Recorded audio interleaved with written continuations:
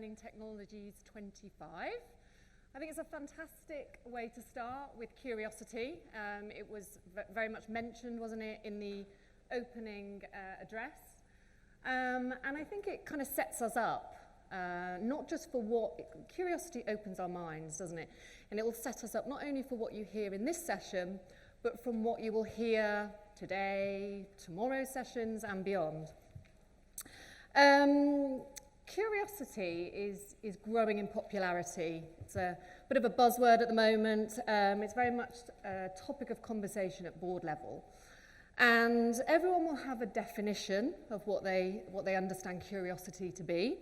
And many of you will find throughout this session that perhaps it's not as deep as it could be. When you explore it, as I have recently with Stefaan, I've really enjoyed our time together, you'll realise that it's much bigger and impactful on a kind of personal and commercial and professional sphere. So to take us on this journey of curiosity, I'm very pleased to introduce Stefaan van Hooydonk, not honky donk, which I keep wanting to say, a father, founder, farmer, friend, and fabulous author. When Stefaan is not on the farm feeding his curiosity with his love of the farm and animals, he's cultivating it at the Global Curiosity Institute, which he founded. And it also houses the biggest database in the world of curiosity of individuals and companies. So Stefaan, over to you. Thanks so much, Sarah. Is this working? Whoa, cool. Lovely. We're going to talk about curiosity. Who is a little bit curious today? I think if you go to a conference like this, you actually give yourself permission to get away from your daily grind, no? And just to lean in and to have new curiosity. And we're going to talk a little bit about that. And it's also what Steve Jobs here is saying when he gave his Stanford address a couple of years ago, a long time ago. He was talking to the students. He says, stay hungry, stay foolish. And already that indicates that actually curiosity might sound like an easy thing, but it's hard. Sometimes we have a difficulty leaning into our curiosity. And we're going to talk about the opposite of curiosity and what curiosity is and what is the correlation of success with curiosity and what does it do. And I'm really happy that finally we're going to think more about what do we mean by curiosity. So many companies are embracing curiosity, but actually they don't have a good definition for it. Anybody here from Poland? I don't speak Polish, but apparently in Polish there's a saying, like in English we have curiosity killed the cat. In Polish there's a saying like curiosity is the first step to hell. Do you say that? You can't recall it. But in any case, we have a love-hate relationship with curiosity. Anybody here from Romania? I don't speak Romanian. Curious people die young. In French, you say curiosité tue. Curiosity kills. And there's so many negative connotations of curiosity. As a society, we try to stay away from it. So I've hidden the use just to make you a little bit mad and to make you a little bit curious. Because actually, it's also a little bit in neuroscience that when we see something surprising, automatically we're more inclined to open up and to lean into something that we don't know and drive things. Very interesting, Egon Zehnder, since last year, they found, do you know what the percentage is of the hit rate of headhunters when they're placing CEOs? Like after 18 months, how many CEOs are still in their positions? It's about 50%. So it's hit and miss. They're going through all this effort, finding these real people, these real big shots, and then after 18 months, 50% of them leave. And actually, since last year, they said, whatever you have in your CV is good, but it tells you something about your past, not about your future and what you could be and what you're going to be. So they're actually starting to focus on curiosity. And they started looking at what does it mean then, curiosity, and how do we measure it? And happily, we can measure. Anybody who did the diagnostic? We should have 45 people who did the diagnostic, maybe not everybody here. I'm going to share, 45 people have done the diagnostic, and I'm going to share some data back on what does the L&D community think. And you can still open, the diagnostic is still going to be open, so you can still do the diagnostic and help us with the research and finding out what does curiosity mean in the L&D space. Interesting also on the recruiting side, if you're looking at LinkedIn online job ads, there's a 90% growth in the last 12 months where people are using more and more curiosity. Companies are realizing that curiosity sells. You want to recruit good people, use curiosity. Who uses curiosity in their job ads? Not many people. So maybe tomorrow try to convince your recruitment folks that this is actually, if you compare it to, for instance, I made a study around sustainability. Sustainability, unfortunately, only appeals to the younger generation. Curiosity, on the other hand, appeals to all age groups, which is, of course, we have to do more on sustainability side. Speed date with your neighbor. Look for a neighbor here in the room. What is your definition of curiosity? 1 minute. Go.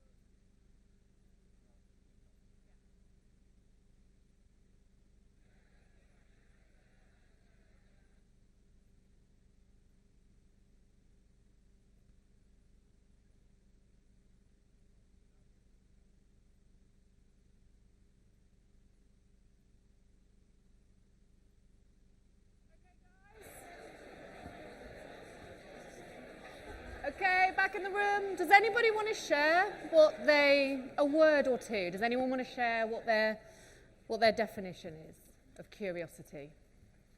Just shout. Milo's on it. Being inquisitive. What's that? It's a genuine want to understand. It's not just an understand for the sake of I need to understand this to do something. There's a genuineness to understand inquiry, something on a deeper understanding. level. Yeah. Cool. As I was saying, I like to think of it as willingness to fill a gap. Recognizing there's a gap which you want to fill. Yeah, super. Anyone else? Okay. Finding out the things you don't know. Finding things you don't know. Not just accepting the norm, but challenging it. Not accepting the norm, but changing it and leading into it. Lovely. Last one? Digging, looking under stones. Looking under the stones, digging. Oh, cool. Thank you. Compulsion. Yeah. It's like ignoring sometimes. You know, it's like even when you don't want to be curious, you find yourself drawn to be into. Even if you don't want to be curious, you still do it. And that's annoying for other people also sometimes, no? Cool. Actually, I've been doing this question with thousands of people. And in common language, our curiosity, or our meaning of curiosity is often linked to being curious about stuff, about things, about the world around us. And that's very relevant, but it's not the only one. So when I'm asking professionals to define curiosity intuitively, often they're saying things like you're saying, and they're absolutely true. And this is what language is actually indicating us curiosity is all about. It's about inquiry, it's about searching, it's about going deeper. It's kind of turning under this stone, even if it's a bit hard or annoying. What I'm going to argue, this is lovely, but I want to add a number of dimensions to this. First of all, curiosity is also about others. The people that we live with, the people that we work with. Even strangers, how curious are we about them? Who is more than 3 years with the same partner? Okay, I'll say something about that later. Who is here 3 years in the same job, in the same role? Okay, almost the same people. No, kidding. So curiosity for others is really important, but less people pick it up. And also, curiosity about myself. Who am I deep down? I have 2 eyes to look at the world and others. I don't really have eyes to go inward. I'm 56, I think, and that means that I'm from 67. So anyway, you can make the math. And that means I've got 56 years of dust on my soul, that I'm not really able to go inward anymore and to look for myself for who I really am. And that's why curiosity of self is actually quite hard. And also we don't recognize that curiosity is something that goes inward. Actually, often when you do the diagnostic, this is the lower score, because this is the muscle that we actually are not so strong in. And actually it's the most important thing, because that's one is feeding the other ones.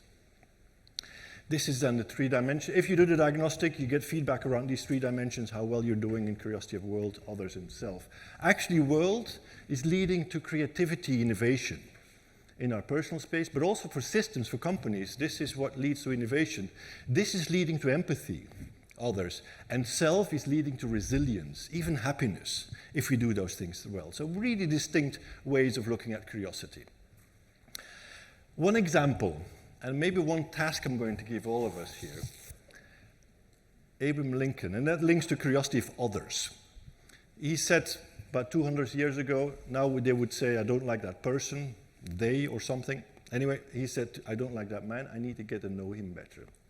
When we do not like somebody, we have 2 strategies. We either push away the other person and blame the other person for not being likable, or we can do something like Abraham Lincoln did, embrace that person and say, maybe there's some magic, or maybe there's something I can learn. So my challenge to all of you, when you go back to the office or go back home, try to have a cup of coffee or a cup of tea with the person you like the least. I can promise you, you learn something really important about that other person, and you learn something about yourself. If both of you sit in the same room here today, then maybe wait a couple of days. But try it out. It can also be your neighbor, it can be a family member, but lean into that person and don't blame the other person. So that's an example of curiosity of others. So we're going to talk about curiosity. What is it? L&D and curiosity, and also we're going to kind of explore a little bit AI and curiosity. Some quizzes. Anybody here plays basketball? Played basketball? Okay. One question. I'm going to, and you have to, if you agree with my statement here, raise your arm. Otherwise, don't do anything. I'm saying that throwing a basketball like this, a penalty is more efficient, so you score more easily, more better, more often than if you do it like this. Who agrees with me?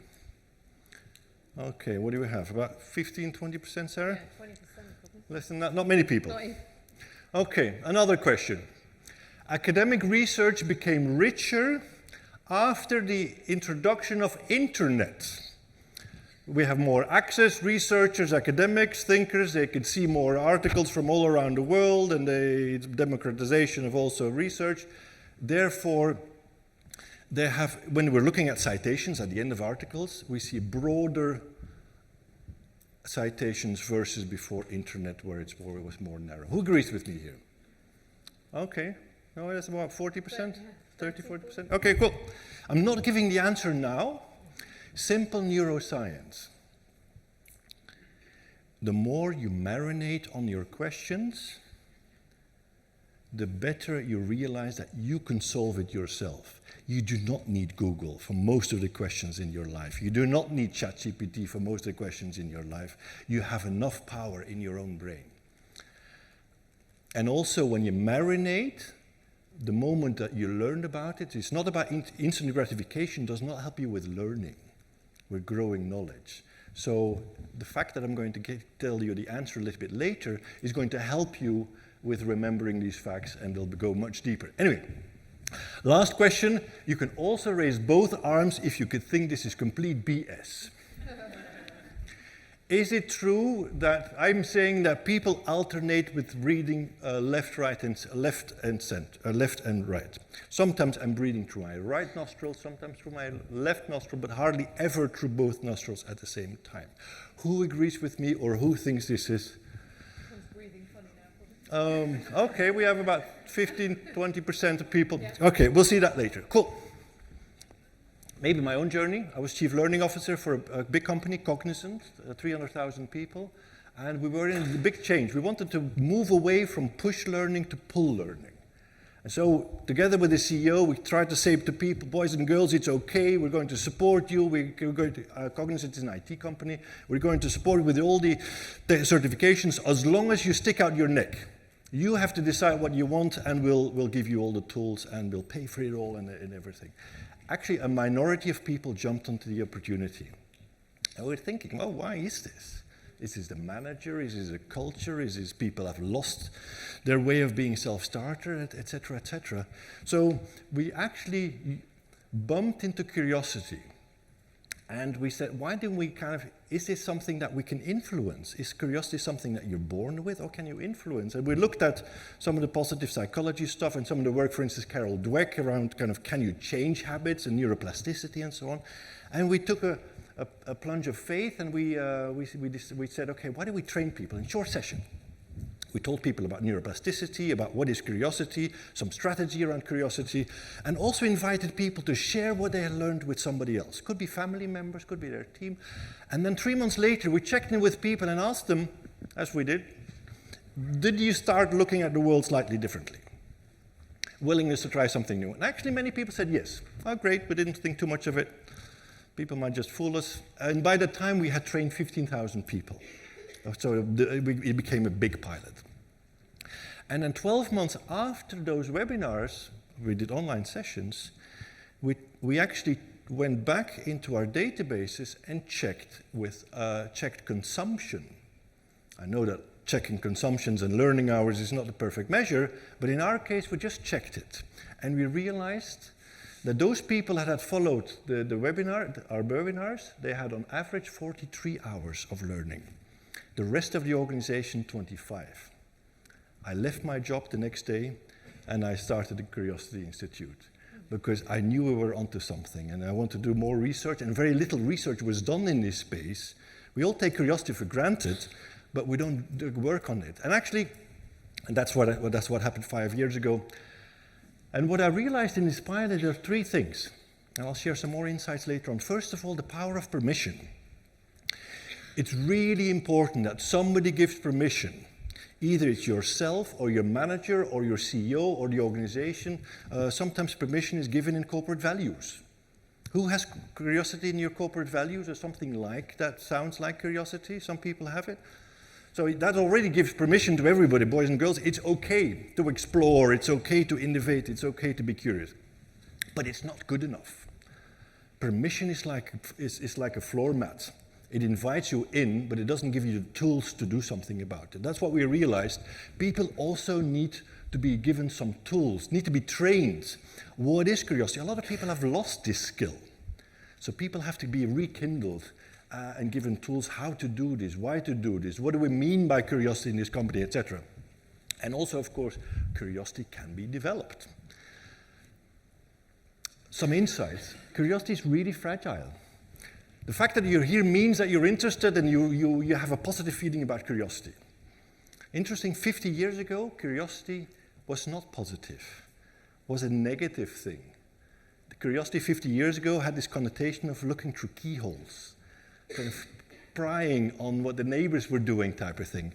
But nowadays, curiosity is really positive. It links to science, exploration, and empowering people.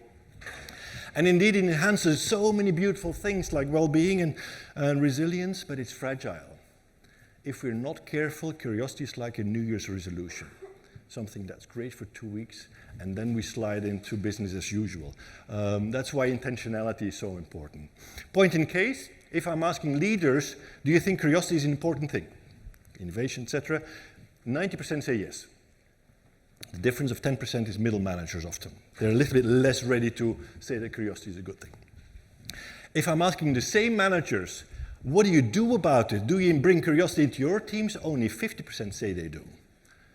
So it's theory and practice. In theory, I agree. In practice, I'd rather have some other manager deal with it because I'm focused on efficiency and I can't have this.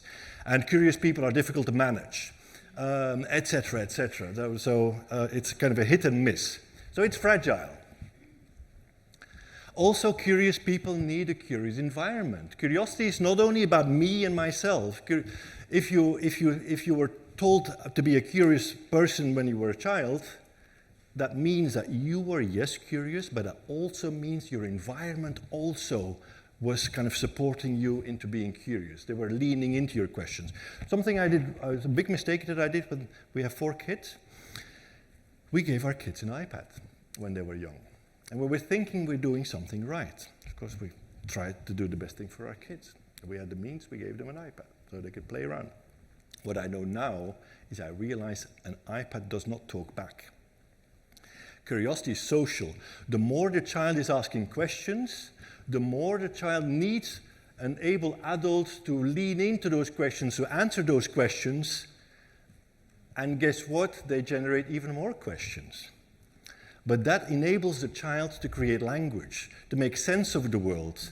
By the time that child goes to secondary school, there can be a difference up to 11 points IQ in those families where the child was actually supported with questions, and those families where the parent says, oh, I don't have time, or shut up, or some cultures where it's not even you're not even supposed to ask questions, you know? But also in organizations. Organizations need curious people, need curious environments. Interesting that the role of the leader is really important. Cognizant, I did some research there, and I was checking a hypothesis. Does the leader influence the learning behavior of their employees? Simple question, no? And actually I've proven it with data. The more the manager learns, the more the team learns. The opposite is also true. If the manager doesn't care about growth and learning, the team falls flat on learning. And it's often a solution is just to coach the manager, tell the manager that what an influence he or she has on the team to make the change dramatically, because often we're trying to communicate our training programs to all staff, but if the manager is not in favor of growth, it doesn't really happen. There's another example here, people on Mars. Of course, we don't have people on Mars yet.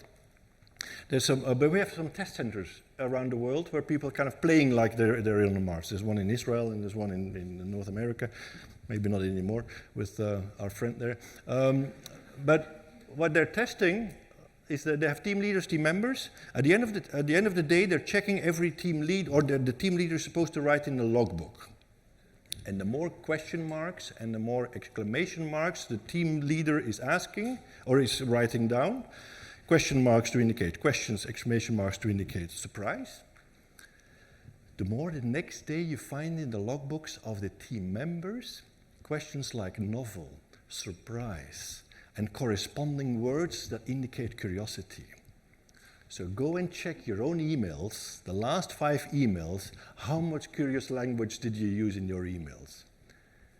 And you can kind of check how much influence you have on others.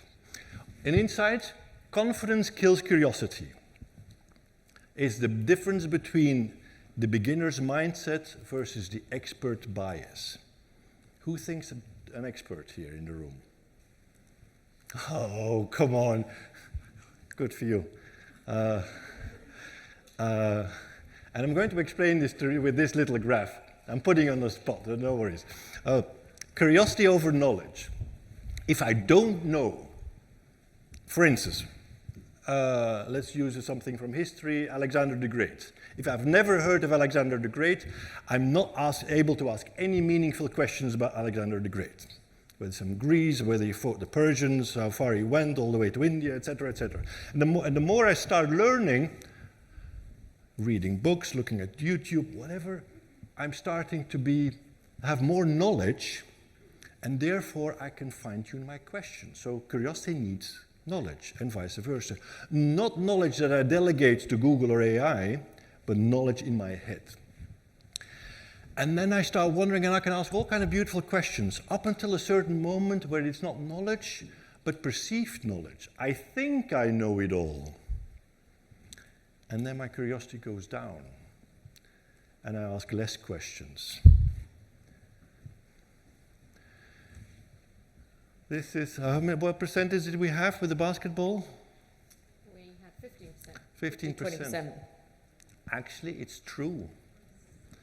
some people like Steve Barry and other people, if the Americans amongst us, they've proven that this is actually a better way of throwing a basketball. Their statistics go through the roof compared to the best scorers who do like this. It just doesn't look as cool though, does it? It's, you know what, how the people call this way of throwing a ball?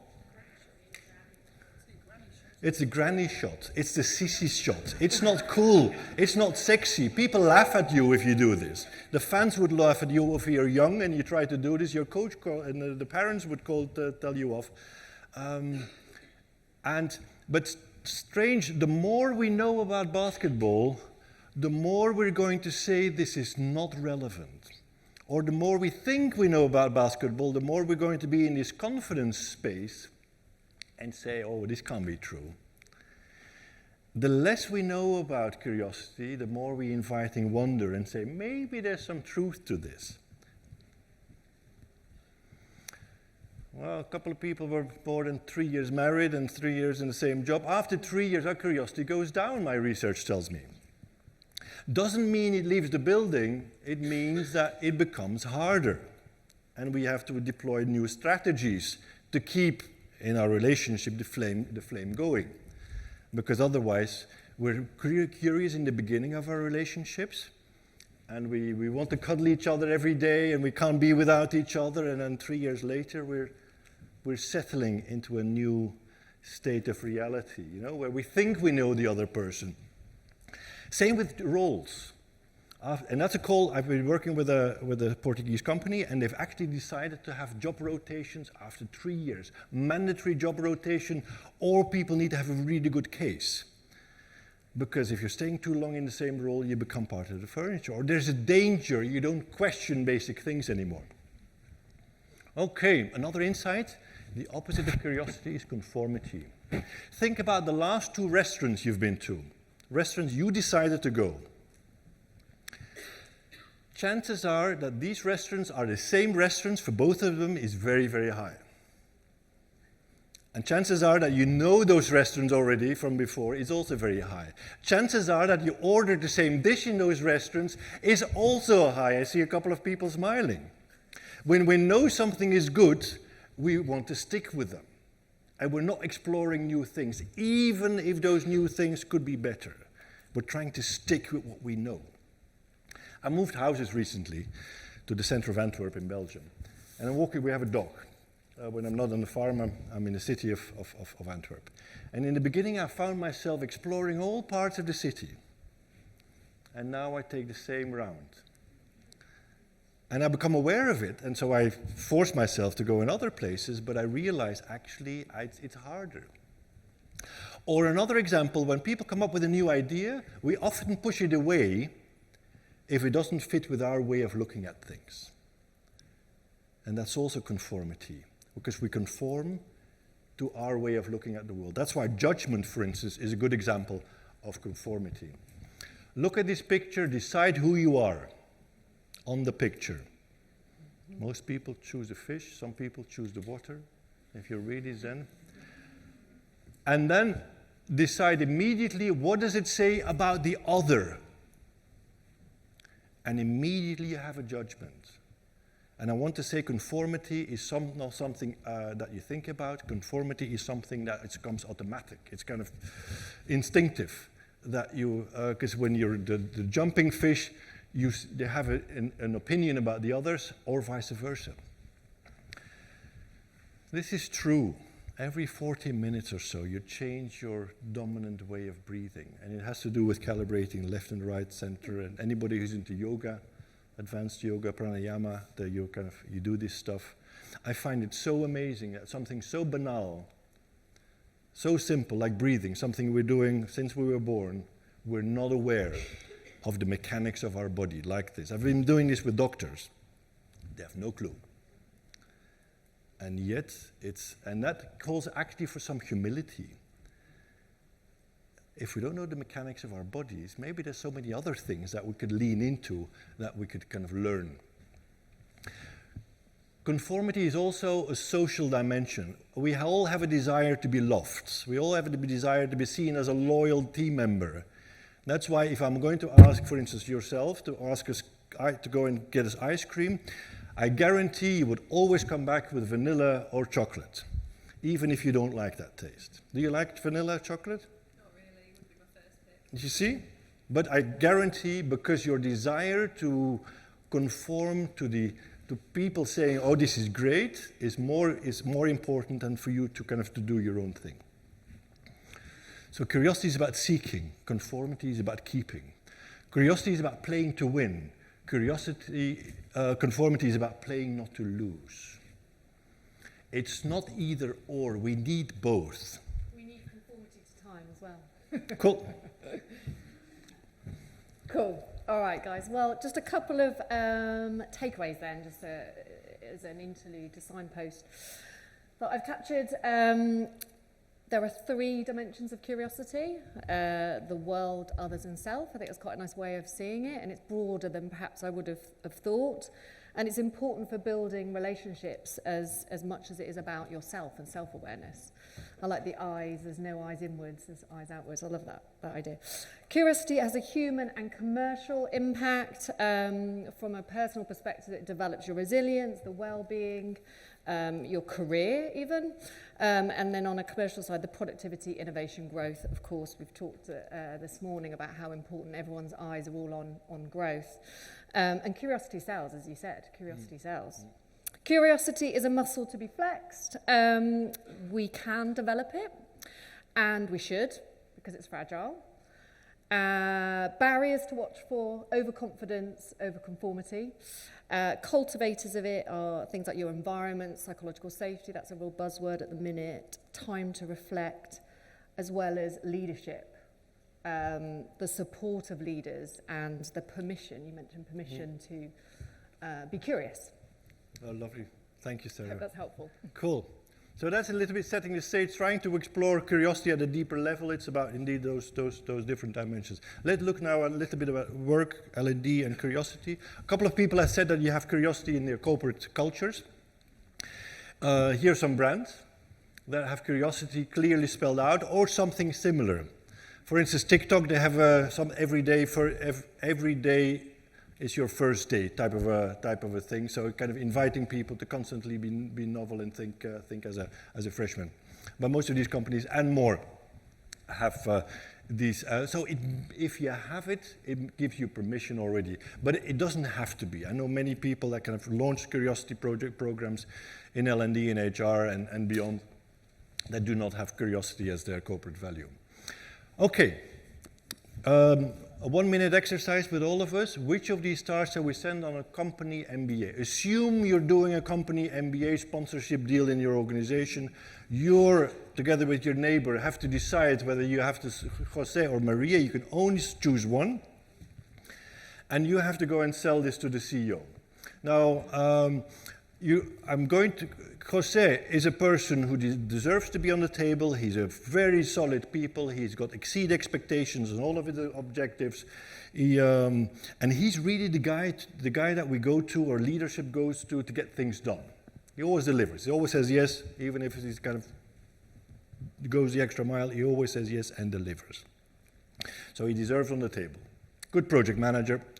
And then we have Maria, same thing. Very high on all our objectives but one.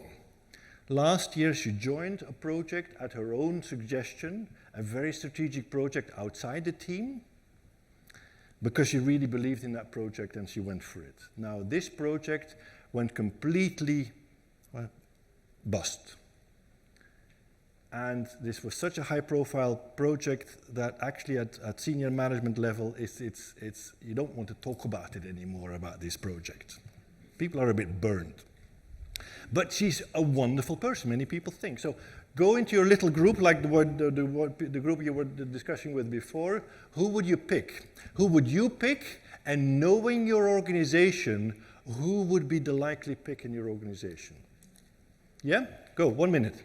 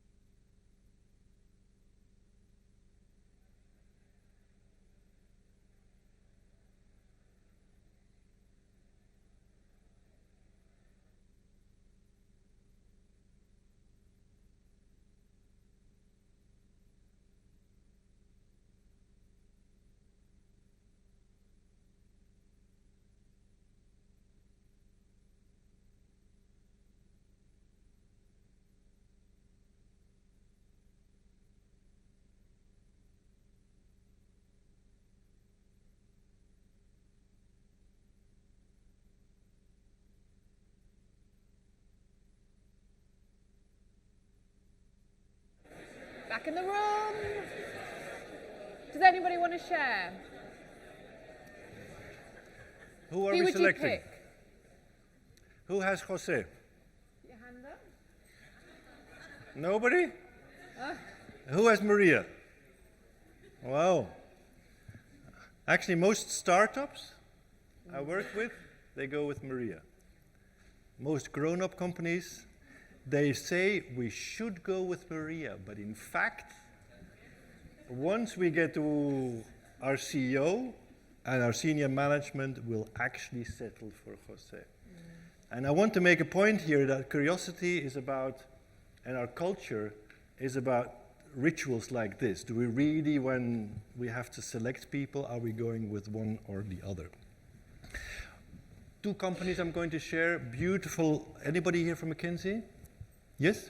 You have a value obligation to this, and I love this. So it's not only that it's okay to have a different perspective, it's an obligation.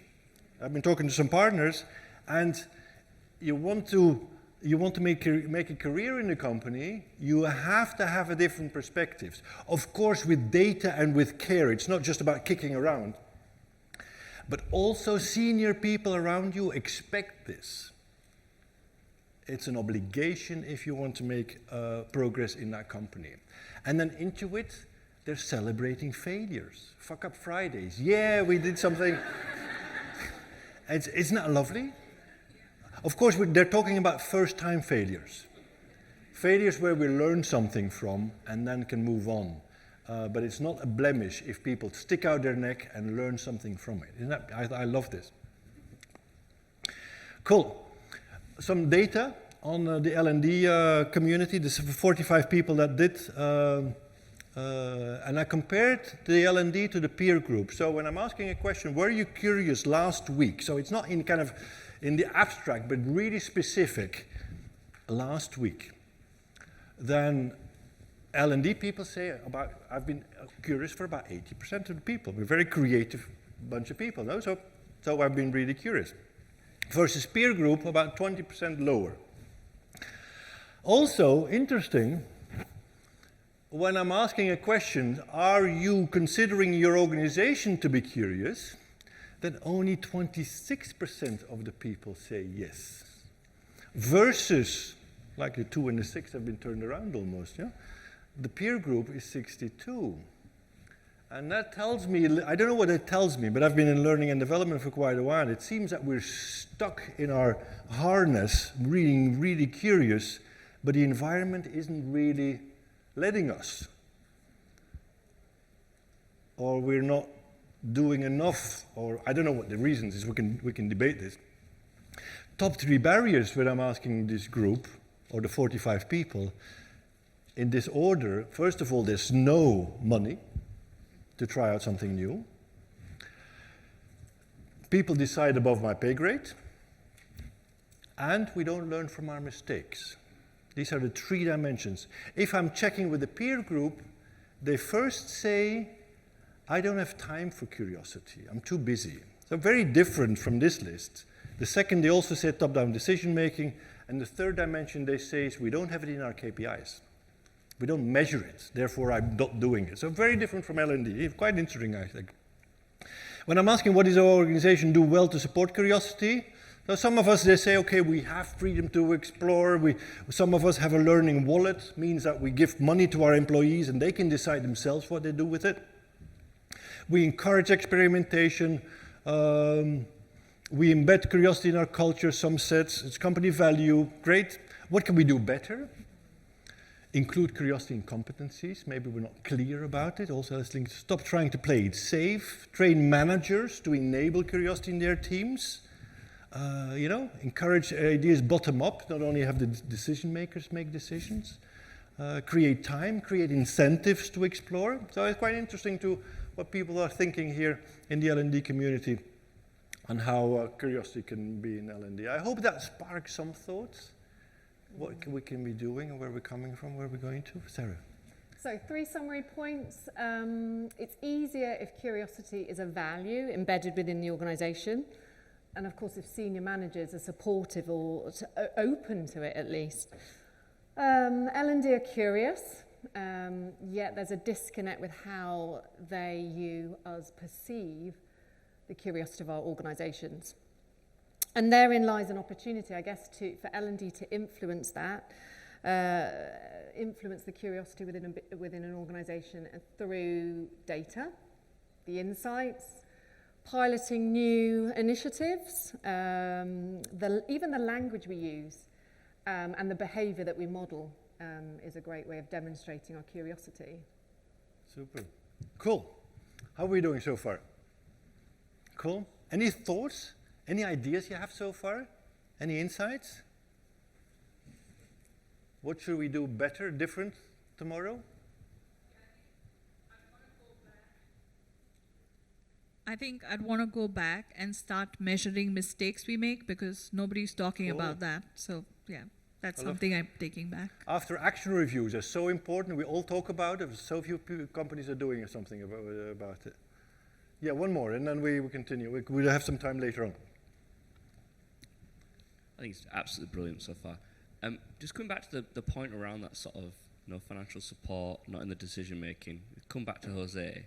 How do we get a leader above to take the risks when they're not necessarily in that mindset? Well, maybe not all leaders, but you will always find a leader who's willing to do this. The more senior up you go, the more ready you find people. Middle management has a bigger challenge because they get marching orders from their senior executives and they're supposed to run a really efficient show. And changing things or sticking out their neck is not often their thing. But you will always find a manager to start some pilots and to start with small wins and then build on it. I can assure you. If you have more than a couple of managers in your company, of course. Okay, cool. Something about curiosity in AI. Everybody talks about AI nowadays. Nobody talked about curiosity 5 years ago. And we started to talk about it, but 5 years ago, nobody spoke about AI type of a thing. So we're going to talk, I've been thinking a little bit about it. Look at this.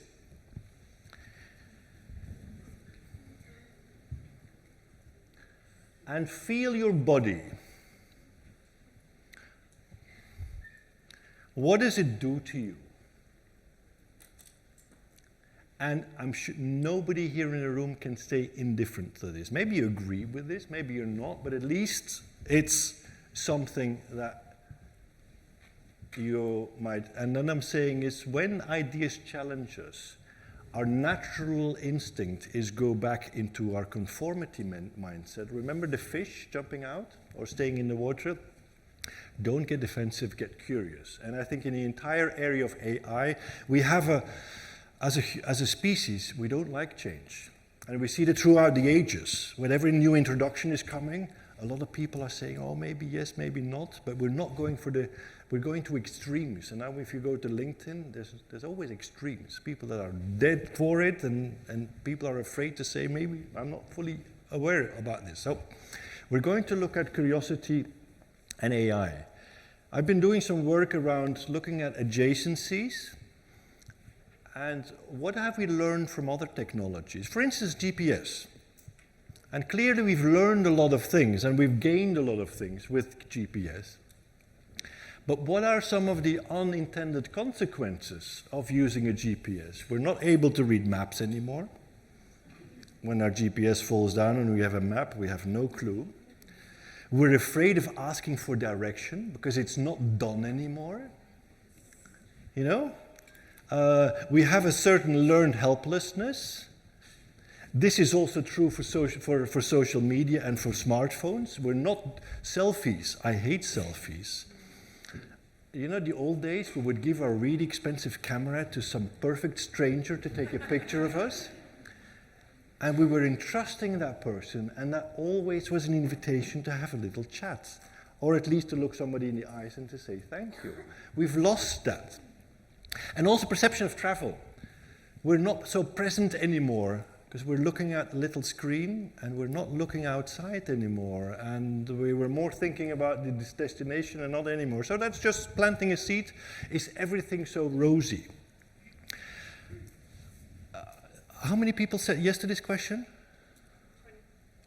20%. About 20%. Actually, very counterintuitive, the citations in academic research have become... Sorry, 30, 40%. High. The 30, 40%, the citation quality and quantity has become less rich after the introduction of... And it has two main hypotheses. First of all, it's hyperlinking. People now go to Google Scholar and whatever tools that academics use, and they search and they look for whatever comes out first. Now, algorithms come up with the most popular things and not with the best things that are relevant. And therefore, any marginal but still really very relevant research would not pop up in the first page. So people always kind of perpetuate whatever comes first, and a certain laziness. Let's go with whatever is in front of us. Another hypothesis is that in the old days, we had paper-based article magazines like Science and Nature and those, and people would get those and they would flip through, not only read the article that was interesting, but flip through. And they were also influenced by other stuff, which is not happening anymore. And it's actually also counterintuitive. And I was just trying to ask myself a basic question, as a curiosity in researchers really, does an AI enable us to ask better and deeper questions? And also recently I saw this research in Financial Times that for teenagers, science, reading, math skills are coming down. Their parents, their numeracy and literary skills are also coming down. And then my question is, because everybody's so great and gung-ho about AI, I hope that AI can reverse this trend. And that's also a question. Can AI reverse this trend? And I'm not so sure about that. Knowing that we're all learning people, so we all know about learning theory, to be embedded in long-term memory, not instant gratification, long-term memory, learning sticks when we have some effort, when we experience things, including falling on our face, because that's great learning opportunities, and we're able to reflect on it. Remember American philosopher John Dewey? He said, learning is not learning if you can't reflect on it. So let's go back to this little graph. It's knowledge we have in our head. It's not knowledge that we delegate to technology. If we consider AI and Google as extra capacity brain power, my question is, are we building knowledge in our head? Probably not.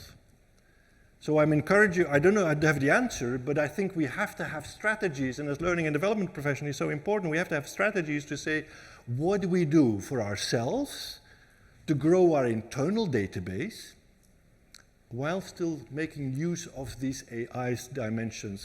For instance, research recently kind of cognitive offloading, basically kind of delegating your brain to third parties, and future critical thinking, especially for younger people.